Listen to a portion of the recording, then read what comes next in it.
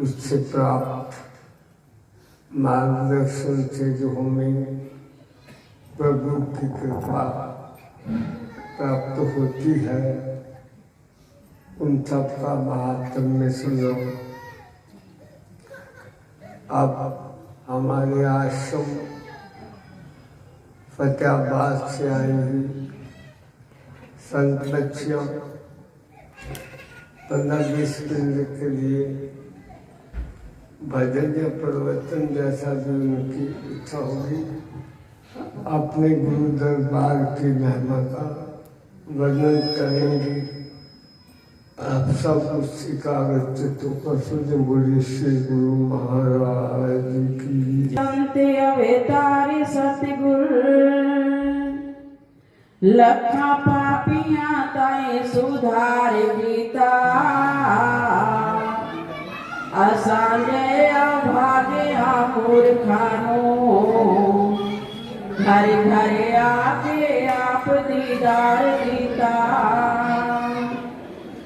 दीता नाम दादानी नादानी ताई नाले पास बिठा के प्यार दीता जीती दया ती शरण दे विच दीता दासन दास वाला बेड़ा पार कीता कीती दया ते शरण दे विच लीता दास ने दास वाला बेड़ा पार कीता। बोलो जयकारा, बोलो मेरे श्री गुरु महाराज की। सो इष्ट देव हृदय सम्राट प्रांगण श्री नगरी निवासी भगवान जी के चरणार बिंदु में मेरा कोटि कोटि नमन। मंच आसीन आदरणीय पूजनीय स्वामी जी, शास्त्री जी व संत समाज के चरणों में कोटि कोटि नमन। प्रभु चरणों में अपनी अपनी अगाध श्रद्धा, निष्ठा एवं प्रेम को लेकर आए हुए प्रभु प्रेमियों, आज बड़ी सौभाग्यशाली घड़ी हमें मिली है श्री गुरु महाराज जी के चरणों में बैठकर उनके पावन दर्शन करने की और सत्संग श्रवण करने की। आप सत्संग की महिमा को सुन रहे थे कि सत्संग की महिमा कितनी बड़ी है, कि सत्संग से जीव को ज्ञान, कितना ज्ञान मिलता है। पहले हम सत्संग का अर्थ समझ लें कि सत्संग का अर्थ क्या है। सत्य प्लस संग, सत्संग का अर्थ है सत्य प्लस संग, कि सत्य का संग करना। और वो सत्य चीज क्या है इस संसार में, क्योंकि बाकी जो दुनिया की हर एक चीज नाशवान है। कोई भी ऐसी वस्तु या ऐसी चीज नहीं है जो संसार में सदा अजर अमर रह सके। लेकिन सत्य वो है जो मालिक का नाम है, प्रभु का नाम, जो हमें अपने गुरुदेव ने हमें ये नाम बख्शा है, जिसका हम जाप करते हैं। वो एक सत्य सदा के लिए अमर है, जिसका कभी नाश नहीं होता। उसको हमेशा हम अपने श्वासों द्वारा उस मालिक के नाम का सिमरण करते हैं। उस सत्य से हमें जुड़ना है, क्योंकि बाकी दुनिया के पदार्थ ये हमारे काम आने वाले नहीं है। जो मालिक के नाम का धन है, सच्चा धन है, जो मालिक की कृपा के बिना नहीं मिलता। सत्संग भी महापुरुषों की कृपा के बिना नहीं मिलता। कहते हैं बिन सत्संग विवेक ना होई, राम कृपा बिन सुलभ ना सोई।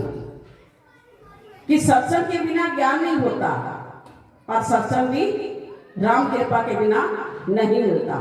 जब प्रभु की कृपा हो जाती है, भगवान की कृपा हो जाती है।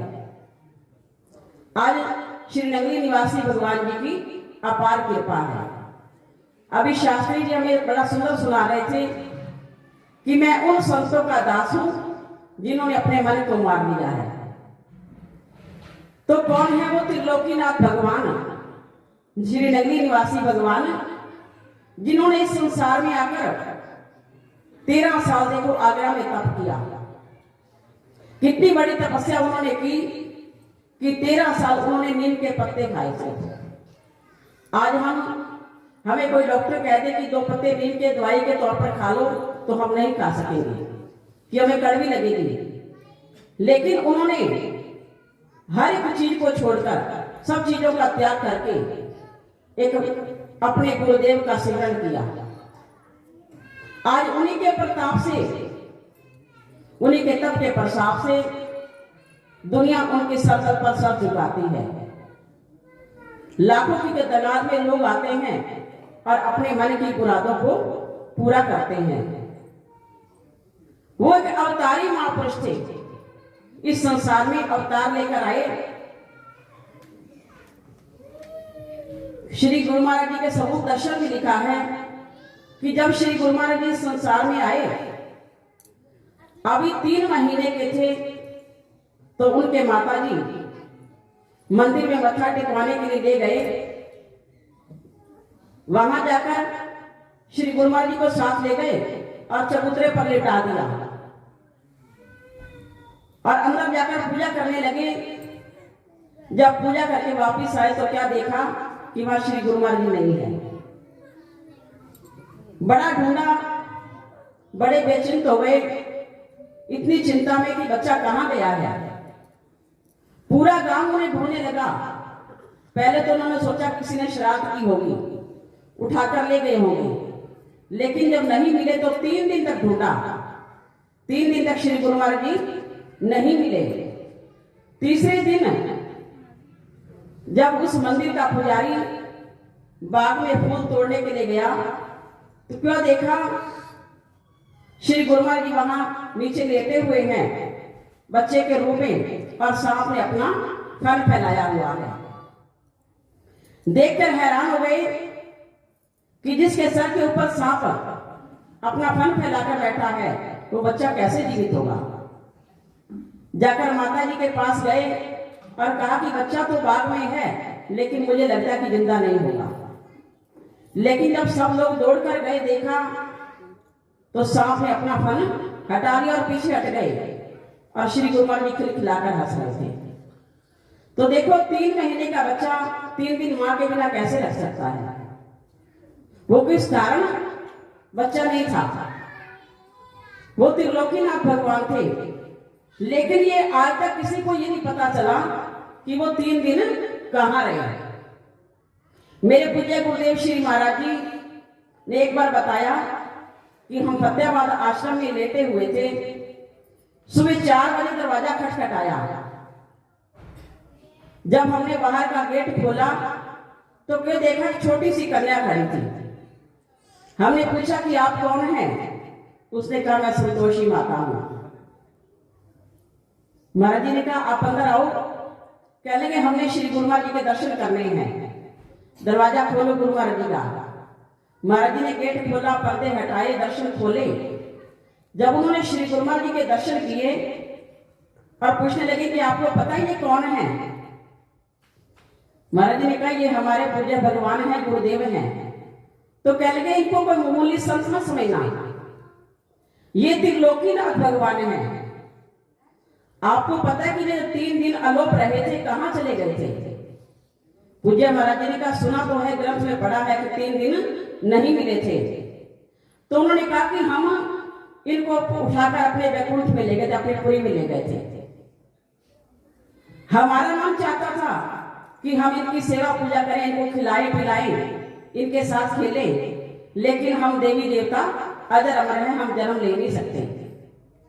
और इसलिए हम 3 दिन इनको अपने पास रखा, इनको खिलाया पिलाया, इनकी सेवा की। लेकिन हमें पता था कि ये दुनिया का कल्याण करने के लिए आए हैं। और फिर हमने तीसरे दिन वहां इनको विराजमान किया। तो कहने का भाव कि देखो, देवी देवता भी तरसते हैं कि श्री गुरु महाराज जी के दर्शन करने को, सेवा करने को। और हम कितने सौभाग्यशाली हैं जिन्हें श्री गुरु महाराज जी की शरण मिली है। ये उनकी कितनी कृपा है, हमें अपनी शरण लेकर दरबार में जोड़ा और वो आनंद देते हैं हमें। वो कितना सच्चा आनंद हमें उनके चरणों में आकर मिलता है। आप महापुरुषों की शरण में बैठते हैं, हम सत्संग में बैठे हैं। जब हम सत्संग में बैठ जाते हैं मुझे लगता है कि घर बार सब कुछ भूल जाता है, कुछ भी याद नहीं रहता। इसीलिए तो कबीर जी ने कहा था कि राम बुलावा भेजा दिया कबीरा रोए, जो सुख साधु संगति में सो बैकुंठ न होए। उन्हें भी जब मौत का बुलावा आया तो उन्होंने कहा जो महापुरुषों की शरण में मुझे आनंद मिलता है, जो सुख मिलता है, वो हमें कहीं नहीं मिलता। बैकुंठ में भी नहीं है। बैकुंठ में भी सुख अपने कर्मों का सुख होकर वापिस आना पड़ता है। लेकिन जो हमें यहाँ मस्ती मिलती है उस मालिक के नाम की आनंद मिलता है। किसी ने कहा कि नशे कुल जहान थे उतर जान पर भात, नाम तुम्हारी नानका चली रहे दिन रात। कि जो दुनिया का ये नशा है, आप शराबी रात को शराब पीता है, सुबह क्या होता है वो नशा उतर जाता है। थोड़ी हम चाय पीते हैं, थोड़ी देर के लिए नशा होता है। ये के लिए सब नशे थोड़ी देर के लिए होते हैं, थोड़ी देर हमें लगता है कि अच्छा है ये, लेकिन वो एक मालिक के नाम का नशा है। जिस जीव को चढ़ जाता है वो कभी उतरना नहीं है। तो हमने भी उस मालिक के नाम का नशा लेना है। ये दुनिया के नशे क्या है? ये तो हमें सुख लगता है कि हमें सुख मिल रहा है, थोड़ी देर के लिए मिलता है, लेकिन मालिक के नाम का जो धन इकट्ठा करते हैं हम, उनकी सेवा करते हैं, उनका सिमरन करते हैं, वो कितना आनंद मिलता है। क्योंकि हर एक चीज के दो पहलू होते हैं। जैसे गर्मी है तो सर्दी भी है, धूप है तो छांव है, जन्म है तो मृत्यु भी है, सुख है तो दुख है। लेकिन जो आनंद है इसका कोई दूसरा शब्द नहीं है। ये आनंद ऐसा है कि दूसरा कोई शब्द नहीं है।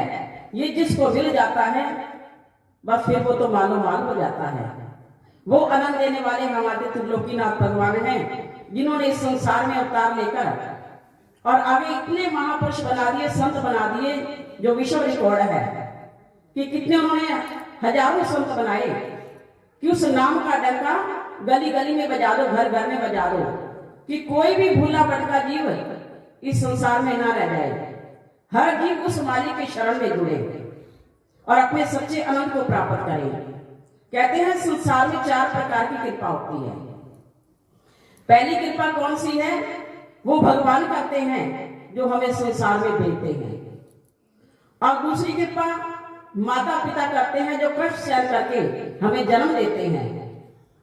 तीसरी कृपा गुरुदेव करते हैं जो हमें नाम देते हैं, नाम दीक्षा देते हैं, हमें श्री गुरु महाराज से जोड़ देते हैं। और चौथी कृपा कौन सी होती है? वो जीव ने अपने ऊपर खुद करनी होती है। अब हमें महापुरुषों की शरण मिल गई, उन्होंने हमें नाम दीक्षा दे दी, श्री गुरु महाराज जी के लिए रास्ता दिखा दिया कि आपने इस रास्ते पर चलना है। लेकिन चौथी कृपा हम अपने ऊपर नहीं करेंगे तो फिर क्या होगा? क्योंकि हमें पता चले कहीं सत्संग है कि हम दौड़े चले आए, कि पता चले कि सत्संग हो रहा है तो हम दौड़े चले आए, तो समझो हम अपने ऊपर कृपा कर रहे हैं। लेकिन ये हमारा जो मन है बहाने बना लेता है। चलो अब नहीं, रात को नहीं, सुबह सुन लेंगे रात को, क्योंकि नींद प्यारी हो जाती है, नींद लेने या थके हुए हैं, ये हमारा मन बहाने बना लेता है। ये हम अपने ऊपर खुद कृपा नहीं कर सकते। आज ज्ञान सबको है, बच्चे बच्चे से पूछ लो कि संसार से जाते वक्त क्या जाएगा साथ, तो कहेंगे कुछ नहीं जाएगा, खाली हाथ जाएगा। पता सबको है, लेकिन फिर भी हम उस दुनिया के पदार्थों को इकट्ठा कर रहे हैं, दुनिया की दौलत को इकट्ठा कर रहे हैं, लेकिन उनसे हमें वो सच्ची शांति नहीं मिलेगी। सुख मिलेगा थोड़ी देर, लेकिन वो शांति नहीं मिलेगी। शांति तो तभी मिलती है जब हम उनके आनंद में डूब जाते हैं, हमारा मन शांत हो जाता है। एक बार कोई व्यक्ति किसी संत के पास गया और कहने लगा, मैं आपके पास कुछ मांगने के लिए आया हूं। तो महापुरुषों ने कहा कि मांगो, क्या मांगना है? तो उसने कहा कि मेरे सिर पर हाथ रख दो, मुझे एक वर दे दो कि मैं जिस वस्तु को हाथ लगाऊं वो सोना बन जाए। मैं धन इकट्ठा करना चाहता हूं। तो महापुरुषों ने उसे बड़ा समझाया कि इस झूठे धन को लेकर क्या करेगा, मालिक के नाम का धन इकट्ठा कर जो तेरे काम आएगा। लेकिन ज्ञान नहीं था। कहने लगा नहीं, मुझे बस एक ही वरदान दे दो, मैं जो मांगना चाहता हूं। तो महापुरुष दयालु होते हैं, कहते हैं संत हृदय नवनीत समाना। उन्होंने कृपा कर दी, हाथ तथा अस्तु कह दिया। अब वो घर गया, जैसे जाकर घर का दरवाजा खोला, दरवाजे को हाथ लगाया, क्या हुआ, दरवाजा सोने का बन गया। बड़ा खुश हो गया कि देखो मालिक ने कृपा की है, अब मैं काफी धनवान हो जाऊंगा। अंदर गया, कुर्सी उठाई, जैसे कुर्सी उठाने लगा बैठने के लिए तो कुर्सी क्या हुई, सोने की बन गई। खुश हुआ, देखो कुर्सी भी सोने की बन गई है, मैं कितना धनवान हो जाऊंगा। अब बेटी ने पूछा पिताजी पानी ला दूं? कहने लगे हाँ ला दो। जब वो पानी लाई, गिलास को हाथ लगाया, गिलास भी सोने का हो गया। फिर उन्होंने खाना परोसा, जैसे वो गिलास तोड़ी, रोटी को हाथ लगाया, क्या हुआ, सोने की बन गई। अब सोचने लगा कि इसे खाऊं कैसे, कि ये तो सोना बन गई, लेकिन मुझे तो भूख लगी है। अब खाने को तरस रहा था, जो भी वस्तु से मिलती वो सोने की बन जाती। अब पेट में तो चूहे कूद रहे थे, लेकिन खाने को तरस रहा था, लेकिन खा नहीं सकता था।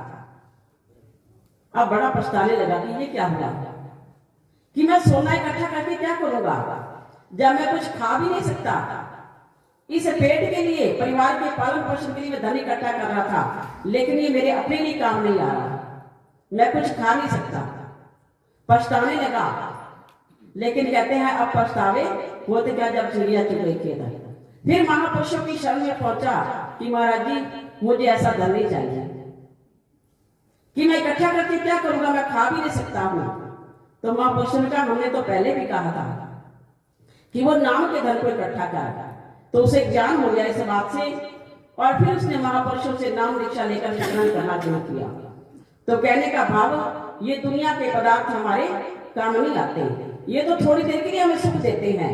उस मालिक के नाम को, धन को इकट्ठा करें जो हमारे लोक परलोक में सहाय होता है, लोक परलोक में साथ देता है। तो श्री गुरु महाराज जी की बड़ी कृपा है, जिन्होंने हमें ये महापुरुषों की शरण मिली। स्वामी जी आपको बड़ा ज्ञान देते हैं, कई वर्षों से, कितने सालों से दे रहे हैं, बड़े महा ये हमें ज्ञान देते हैं, और उनके वचनों पर हमें अमल करना है। जो हमें महापुरुष कोई भी सुनाते हैं, कोई पंडित वक्ता सुनाते हैं, तो उन वचनों पर अमल करके अपने हृदय पर धारण करना है। अगर हम उस राह पर चलेंगे, उस एक शब्द को मन में बिठा लेंगे, तो फिर हमारा जीवन आनंदमय हो जाएगा, जिस आनंद को पाने के लिए देवी देवता तरसते हैं। तो आज हमें श्री गुरु महाराज जी की शरण मिली है, हमने उसी आनंद को मांगना है कि हमें दुनिया का कुछ भी नहीं चाहिए। हम आपके सत्संग में आकर सत्य के साथ जुड़कर उस आनंद को प्राप्त करें। बोलो जयकारा, बोलो मेरे श्री गुरु महाराज की, बोलो साचे दरबार की, बोलो श्री नगली निवासी भगवान की महाराज।